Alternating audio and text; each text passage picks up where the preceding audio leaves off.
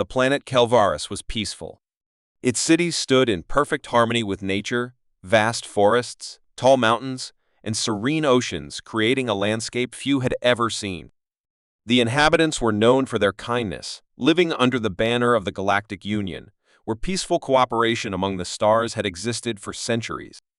On most days, the sounds of laughter and busy markets filled the air. But that peace was shattered on a quiet morning when the first attacks came. The Varnock Empire, a ruthless and savage race of conquerors, had launched an assault without warning. Their ships arrived in the atmosphere like shadows, massive and intimidating, blotting out the sun. Within hours, Kelvaris cities were reduced to rubble, its forests set ablaze, and its oceans turned into graveyards for thousands of innocent lives. Inside the central command hub, the leaders of Kelvaris scrambled to react. Panic spread like wildfire as reports flooded in. The Varnock ships were too powerful, too well prepared. It was clear that no conventional defense would be enough. As cities fell, thousands of soldiers made their last stand, but they were no match for the invaders. Desperation took hold as the Galactic Union's emergency lines were activated. The distress calls echoed through the void, sent to every nearby world, every allied fleet, hoping for a miracle, hoping that someone would hear them. But silence was the answer. Hours passed with no reply. It was as though the galaxy had turned its back on them, leaving them to fight alone. Even the Union's elite fleets, known for their speed and strength, could not answer the call in time. In the midst of all this chaos, Serena Taro, a young technician working in a small underground communications room, sat at her post, eyes fixed on the screens. She had been monitoring the emergency frequencies, relaying messages from the command center to other outposts. But her fingers froze on the console when something strange caught her attention. A faint signal, barely audible, emerged from the static. She wasn't sure what it was at first. It wasn't like any frequency she had ever encountered before. It was weak, distorted, and distant. But amidst the endless noise, something in her gut told her it was important. At first, she thought it was just another glitch in the system, just more interference from the attack. But she couldn't shake the feeling that there was something there, something that had been waiting to be discovered. She adjusted the settings, amplified the signal, and within moments, the message became clearer. A human voice, speaking in a calm, measured tone. "Help is coming." Serena's heart skipped a beat. The words were simple, almost too simple. And yet, in that moment, they carried a weight she couldn't fully explain. She replayed the message over and over again, just to make sure she hadn't imagined it. Each time it was the same. "Help is coming." The other officers in the room were busy coordinating evacuations and preparing defensive strategies. No one was paying attention to the signal she had just discovered. Serena hesitated. Who would send help now? The Union was too far away, and none of the nearby fleets could reach them in time. Could it be a mistake? Was it another signal from a distant ally, lost or delayed in the chaos of war? But as she listened again, she felt a strange sense of hope. There was something about the message that resonated deep within her. It wasn't just a call for help, it was promise. Someone was coming, and that someone was not like the other fleets. They were different, and that thought kept her from turning off the signal. She hesitated no longer and sent the message to the command center. Minutes later, Commander Joran, the leader of Kelvaris Defense Forces, stormed into the communications room. His face was grim, his uniform stained with ash from the fires that raged outside. He looked at Serena, his brow furrowed with worry. "What's this about a message?" he asked. Serena hesitated for a moment, still unsure of what to make of it. "I found something. A signal. It's faint, but I'm sure it's there. It says, 'Help is coming.'" The commander's eyes narrowed. "A signal?" he asked, his voice low. "Where is it from?" "I don't know," Serena replied, her voice trembling slightly. "I traced it as best as I could. It doesn't match anything we've heard from the Union or any of our allies. But it doesn't feel like an ordinary message. It's different." Joran looked at her for a long moment, clearly skeptical. "There's no one out there. We're on our own. This isn't the time for false hope." But Serena's gut told her otherwise. Something inside her urged her to push the matter further. What if it's real? She asked. What if someone is out there? Someone we didn't expect? For a moment, Duran said nothing, his face darkening with doubt and uncertainty. But then he sighed, his shoulders slumping. We don't have time to wonder about that now. We need to focus on surviving, not on blind hope. The Varnook will be on us again before we know it. Serena felt the weight of his words, but she also felt a strange defiance rising within her. The words "help is coming" echoed in her mind, louder than ever. She refused to let go of the idea that someone would answer their call, even if it meant defying everything she had been taught to believe. With the commander's dismissal hanging in the air, she turned back to her console, quietly continuing to monitor the signal. As she sat there, alone with her thoughts, the city outside continued to burn. Buildings collapsed, fires raged, and the sound of explosions echoed through the air. Yet Serena remained focused, determined to trace that signal, convinced that someone would answer. Even as the shadows of despair closed in, she held on to the belief that the message was real, that help was truly coming. Hours passed, and the situation on Kelvaris grew more dire. The Varnock forces had launched a new offensive, and it seemed only a matter of time before the last of the defenders were overwhelmed. The final stand had begun. Serena watched as the ground forces began their retreat, fighting with everything they had left, but the hope in her heart refused to fade. She refused to let go of that signal. Someone out there was coming. And just as all hope seemed lost, as the last remaining ships began to fall from the sky, a voice broke through the static once more. We are here. This time, the message was stronger, clearer. The voice was calm but unyielding. Serena felt her heart race as she leaned forward, the hairs on the back of her neck standing up. It was real. It was happening.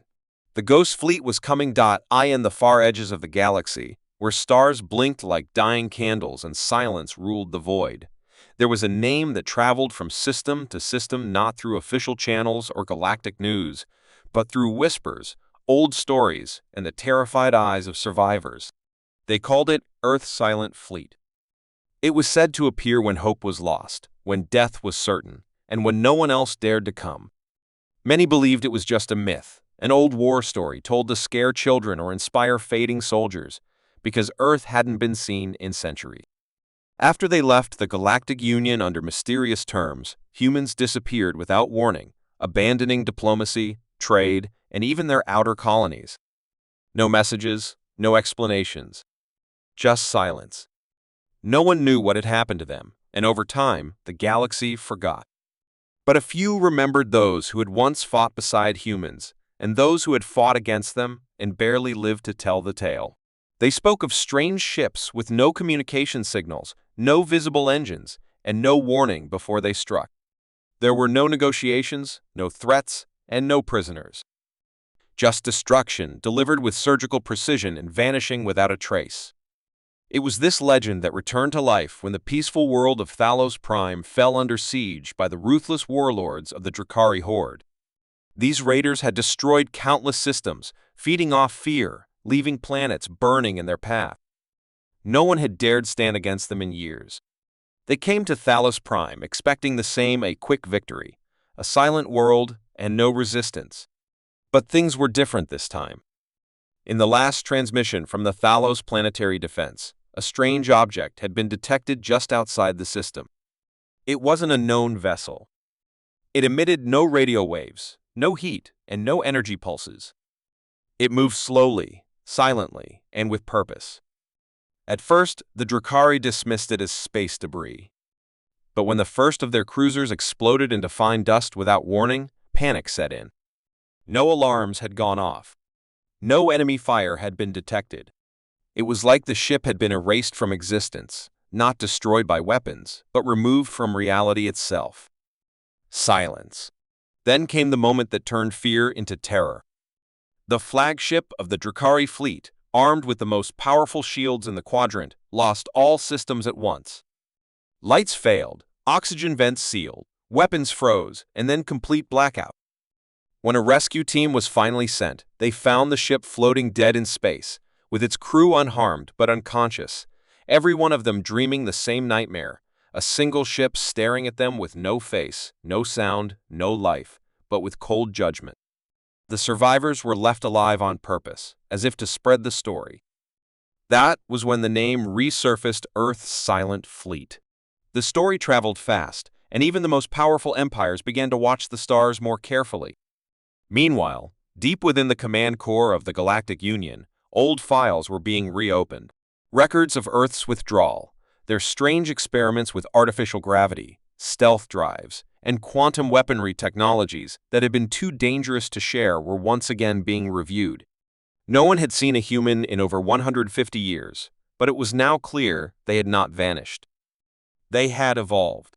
Somewhere, hidden in the dark corners of the galaxy, they had been preparing, building ships beyond imagination, learning how to make war without sound, without light, and without mercy.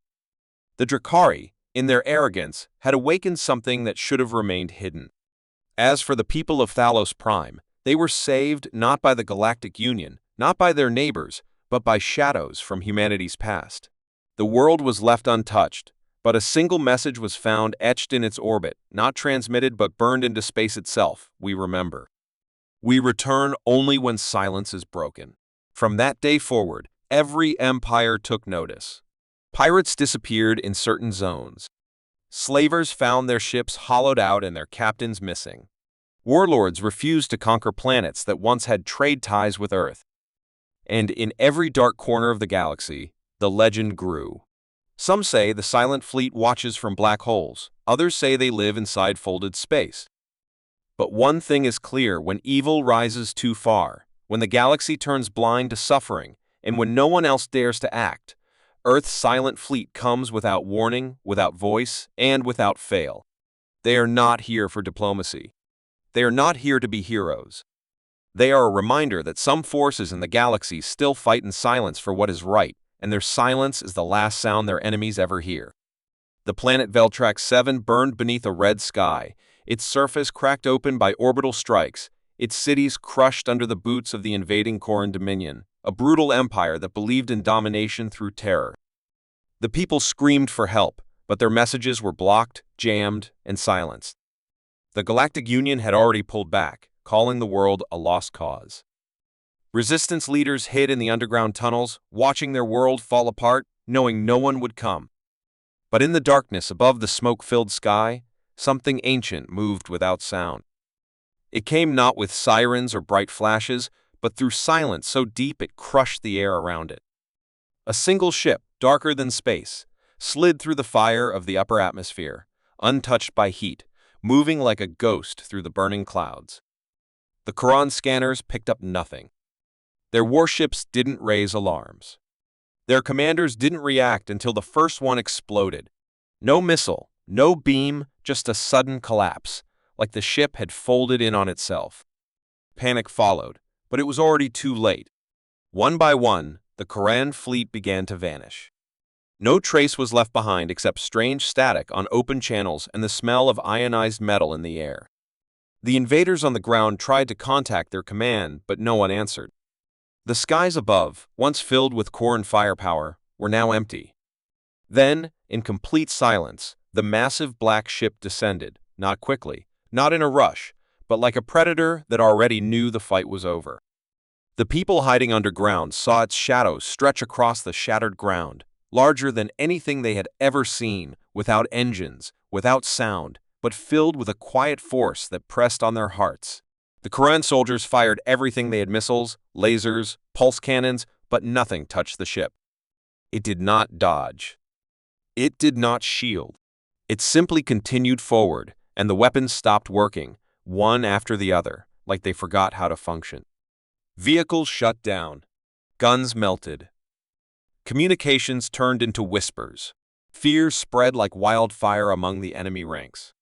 Then came the real silence, not just the silence of noise, but the silence of thought. Every Quran soldier stopped moving, frozen in place, their eyes wide with terror, their minds filled with images not their own. Something, someone, was inside their thoughts. A presence cold and blood. No wounds, just silence. The survivors ran, screaming into the dust, leaving behind weapons and war machines. And then, finally, a voice spoke not from the ship, not through speakers, but inside the minds of every living being on Veltrax 7. "You are not forgotten," it said, calm and powerful. "Earth remembers." For the resistance fighters hiding below, it was like light in the darkness. Their ancestors had told stories of Earth's warriors, of how they once stood at the front lines of every great war, feared and respected across galaxies. But Earth had vanished long ago, becoming just another myth in the ruins of history. No one knew why they disappeared.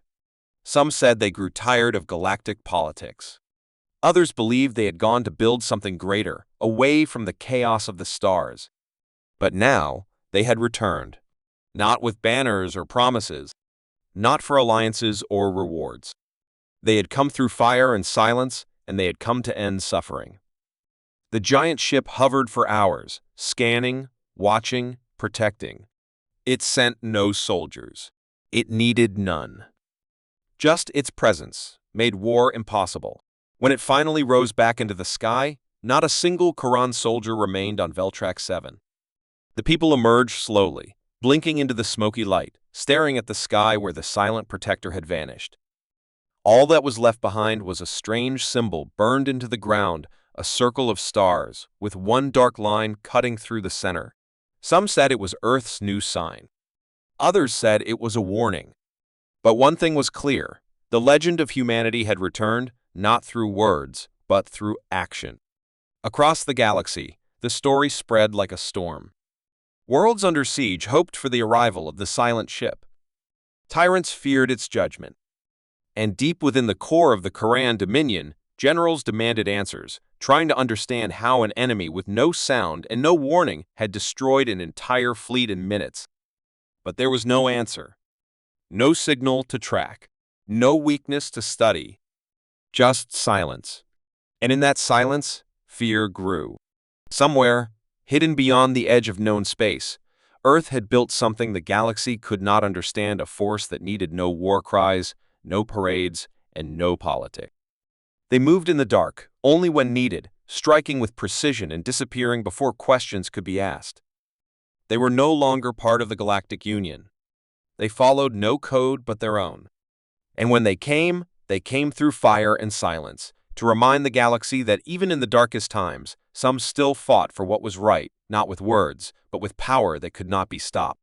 Far beyond the edge of the known galaxy, where stars faded into the black emptiness of space and navigation signals refused to travel, there floated a cold, broken satellite, old, rusted, barely alive. For centuries, it had drifted in silence, forgotten by those who built it, surrounded by dust and echoes of war. Yet deep within its damaged core, a message continued to play, soft and slow, repeating across frequencies that no modern system could hear. It was a human voice, faint, cracked, desperate. To anyone listening: Earth has not fallen, we are not done yet. No one had heard it, not for hundreds of years, until one day, in a distant monitoring outpost belonging to the Revik Alliance, a junior technician noticed a strange signal on a forgotten channel. He assumed it was a glitch, something caused by space noise or dying equipment, but the voice kept repeating, sometimes louder, sometimes weaker. Curiosity turned to concern when he played the message through the translation system and realized it was in the old Terran language, human speech, long thought to be extinct. He reported it up the chain, and the outpost quickly went into lockdown. The higher officials didn't want panic, but behind closed doors, they feared the worst. If the message was real, if humans were still alive, it meant every story they had buried, every warning they had ignored, might come back to haunt them. The galaxy remembered Earth not as a peaceful world, but as the source of warriors, thinkers, and unpredictable beings who refused to follow anyone's rules. Long ago, humans had vanished, leaving behind ruins, mysteries, and enemies too afraid to pursue them. Their silence had been taken as surrender, and now a message had been heard. The Revik High Command dispatched a covert team to trace the signal, ordering them to erase all signs of its source. They feared the return of a race they could never control. But they weren't the only ones who picked up the transmission. On the far side of the galaxy, an ancient listening post built by the Uthari, a species known for their deep knowledge of history, also detected the message. An elder archivist, who had once studied human war records, instantly recognized the weight of the words. She whispered to her students, "They're calling again." While most of the galaxy moved with caution, a few brave souls began to search not to silence the signal, but to find the ones who sent it. Smugglers, exiles, and explorers turned their ships toward the silent regions, following the fading voice through nebula storms and gravitational traps. As they came closer to the source, strange things began to happen. Their ships picked up phantom energy waves, old-style distress calls, and sensor echoes that matched no known fleet. Space itself felt different, as if watched. One by one, those who arrived near the signal vanished from communication networks. No distress beacons, no final logs. Just silence. But then, without warning, a video feed was broadcast across secure channels used only in emergency wartime. It showed a dark system with a large blue planet orbiting a twin star cluster. Above the planet, a fleet of ships hovered in perfect formation.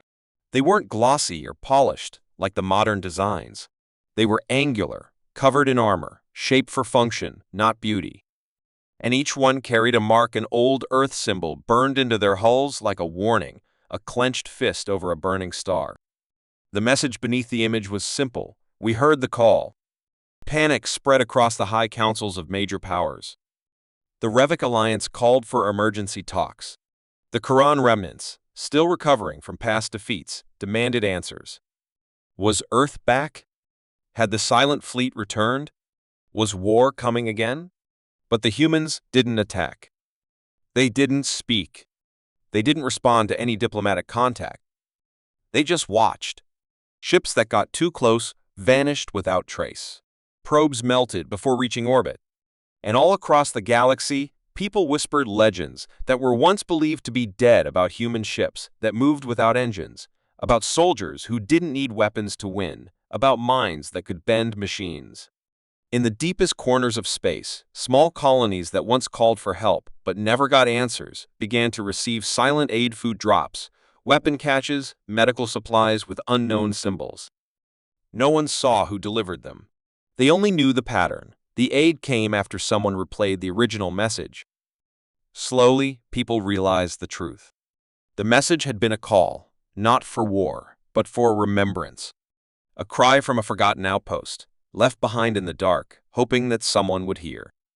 And when the signal finally reached those it was meant for, Earth had answered not with speeches, but with presence. Not with promises, but with action. The Terran fleet did not seek power. It did not threaten anyone. It simply appeared, and the balance of the galaxy shifted. The message that had drifted through the cold silence of space, ignored for generations, had reached its home. And that home was not a place, not a planet, but a people, scattered but not lost. In the great halls of the Uthari, the elder archivist wrote one final line in her historical records. The voice of Earth was heard, and those who forgot them will remember again. She closed the book and smiled softly, for she knew what many still refused to accept. The return of humans was not the start of war. It was the start of something far greater, a reckoning born from silence, shaped by fire, and remembered through a single forgotten message that refused to die. For nearly 2 centuries, the galaxy lived without fear, without the need to whisper the name of Earth in hushed tones, without the weight of those old war memories that once haunted every species who had crossed paths with humanity. Time, as it always does, had softened the truth, twisted it into myth and legend, and made people believe that humans were gone for good, buried under their own wars, lost in the cold emptiness beyond explored space. And so, new empires rose, built on the belief that the old powers were no longer watching.